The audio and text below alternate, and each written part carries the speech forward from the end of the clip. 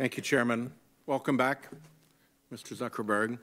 On the subject of bans, I just wanted to explore a little bit what these bans mean.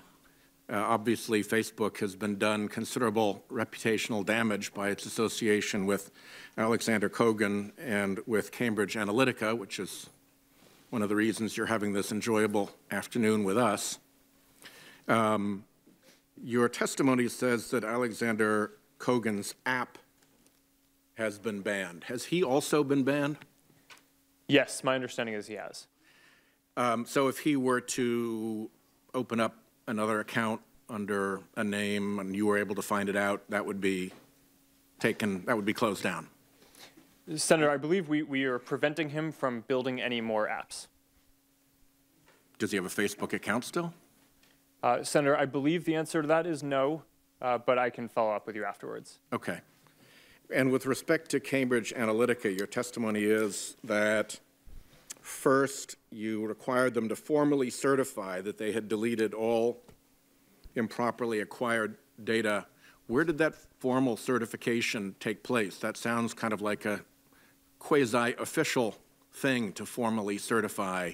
What did that entail? Senator, first, they sent us an email notice from their chief data officer telling us that they didn't have any of the data anymore, that they deleted it and weren't using it. And then later we followed up with, I believe, a full legal contract where they certified that they had deleted the data. In a legal contract? Yes, I believe so. Okay. And then you ultimately said that you have banned Cambridge Analytica. Who exactly is banned? What if they opened up Cranston, Rhode Island Analytica? Different corporate form, same enterprise. Would that enterprise also be banned? Senator, that is certainly the intent. Cambridge Analytica actually has a parent company, and we banned the parent company.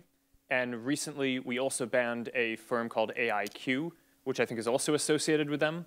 And if we find other firms that are associated with them, we will block them from the platform as well. Are individual principals, PALS, principals of the firm also banned?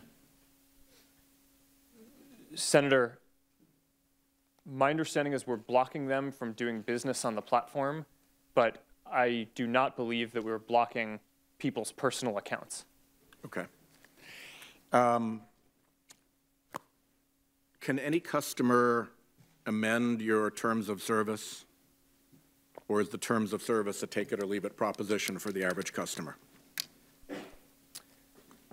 Senator, I think the terms of service are what they are, but the service is really defined by people because you get to choose what information you share, and the whole service is about which friends you connect to, which people you choose to connect to. My question would relate to Senator Graham held up that big fat document. It's easy to put a lot of things buried in a document that then later turn out to be of consequence. And all I wanted to establish with you is that that document that Senator Graham held up, that is not a negotiable thing with individual customers. That is a take it or leave it proposition for your customers to sign up to or not use the service. Senator, that's right on the terms of service, although we offer a lot of controls so people can configure the experience how they want. So last question on a different subject having to do with the authorization process that you are undertaking for entities that are putting up political content or so-called issue ad content. You've said that they all have to go through an authorization process before they do it. You said here, we will be verifying the identity. How do you look behind a shell corporation and find who's really behind it through your authorization process? Well, step back.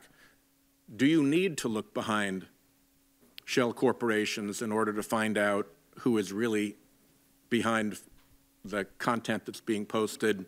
And if you may need to look behind a shell corporation, how will you go about doing that? How will you get back to the true, what lawyers would call beneficial owner of the site that is putting out the political material? Senator, are you referring to the verification of political and issue ads? Yes. And before that, political ads, yes. Yes. So what we're going to do is require a valid government identity, and we're going to verify the location.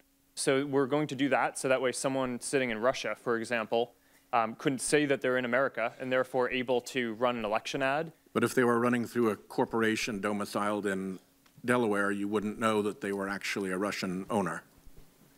Senator, that's correct. Okay, thank you. My time has expired, and I appreciate the courtesy of the chair for the extra seconds. Thank you, Mr. Zuckerberg.